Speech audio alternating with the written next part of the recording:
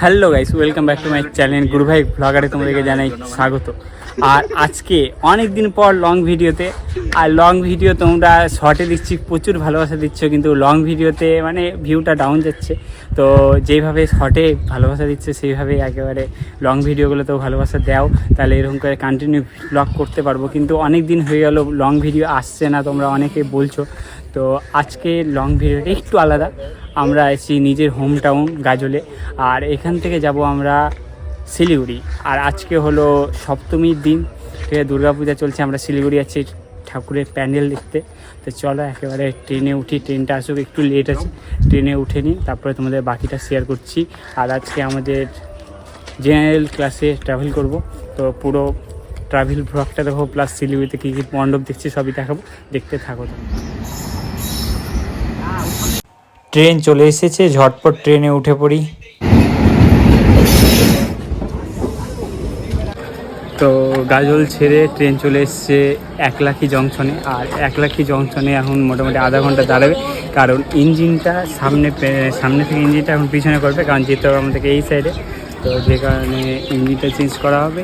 আর এখান থেকে নেক্সট তারপরে ট্রেন ছাড়তে হলে তোমাদেরকে দেখাচ্ছি। তো দেখতে পাচ্ছ একলাখি থেকে ইঞ্জিন চেঞ্জ করে ট্রেন আবার রওনা দিয়েছে যাত্রাপথে। আর শিশিরা গোবিন্দ দেখো বসে বসে কি মোবাইল দেখছে দুজন, আর আমিও বসেই ছিলাম নিচের দিকে। আর একটু ক্লিপ নিতে ভুলে গেছে, যে কারণে মুখটা কেটে গেছে।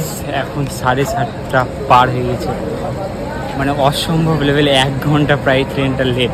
এখন বাগডোগরা এয়ারপোর্টের স্থান, আমরা বাগডোগরা জংশনে আটকে দিয়েছি, ট্রেন ছাড়তে যেতে হবে। 1 ঘন্টা লেটে ট্রেন নামালো ফাইনালি শিলিগুড়ি জংশনে। আর এইখান থেকে যাব হাঁটতে হাঁটতে দিতে, স্টেশন থেকে বেরোবো, দেন তারপরে দুর্গা প্রতিমাগুলো দর্শন করবো, আর তোমাদেরকেও দর্শন করাবার সাথে। তো দেখতে থাকো, কি বলো, একটু বেরোই, ঠিক আছে, একটু চলো স্টেশনের বাইরে যে কথা হচ্ছে।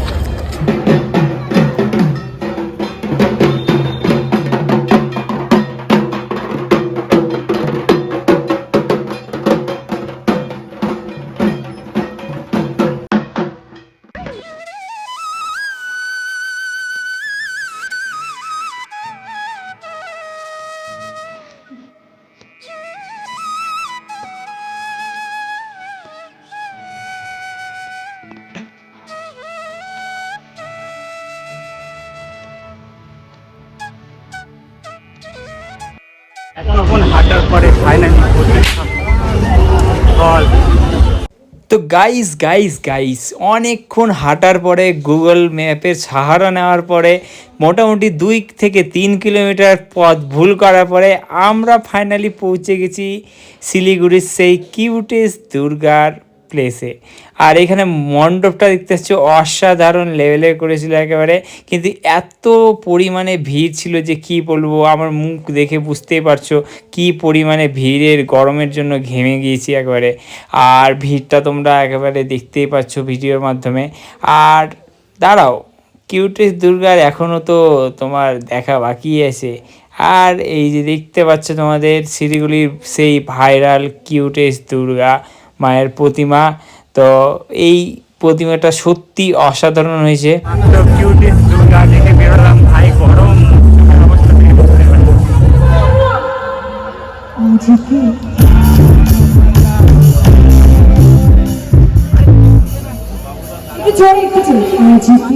তো গাইস সামনে দেখতে পাচ্ছ এই প্রতিমাটা কিউটেস্ট দুর্গারই প্রতিমা। যেহেতু ওখানে একটু বেশি ডিজাইন করা হয়েছে, ওই জন্য এখানে আলাদাভাবে পুজো করা হয়েছে। আর সামনে দেখতে পাচ্ছ আরও একটা সুন্দর মণ্ডপ, কিন্তু এগুলোতে ভিডিও করা হয়নি, মানে নামিনি আর কি, গাড়ি থেকেই দেখেছিলাম। তো বেশ কিছুটা মণ্ডপ তোমাদেরকে দেখিয়ে দিচ্ছি গাড়ি থেকেই।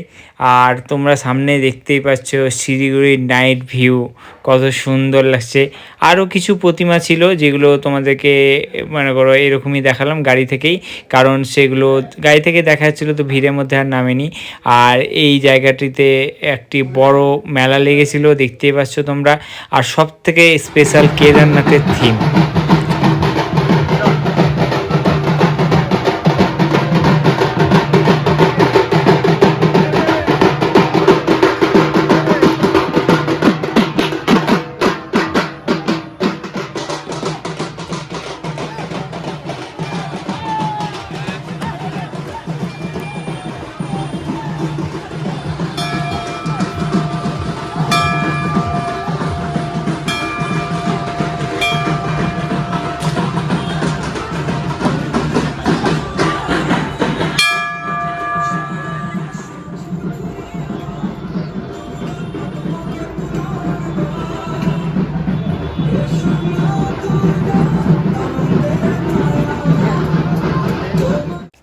কিউটেস্ট দুর্গের পরে যদি কোনো মণ্ডপ এবং প্রতিমা সেকেন্ড আমার চোখে হয়ে থাকে তবে সেটি ছিল এই মণ্ডপটি।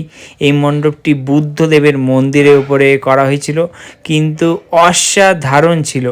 আর দেখতে পাচ্ছ এই যে দুর্গা মায়ের মুকুট, বড় বড় মুখমণ্ডল দিয়ে এই মণ্ডপটা করা হয়েছিল, অসাধারণ সুন্দর। আর ভিতরের মানে পরিবেশটা ছিল খুব সুন্দর।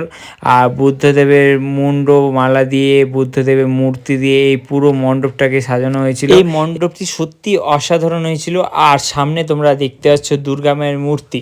দুর্গা মায়ের মূর্তিটাও অত্যন্ত সুন্দর ছিল। কিউটেস্ট দুর্গার পরে যদি কোনো মানে দুর্গা মানে শিলিগুড়ি বুকে ভালো লেগে থাকে তবে সেটি হলো এই মণ্ডপটি।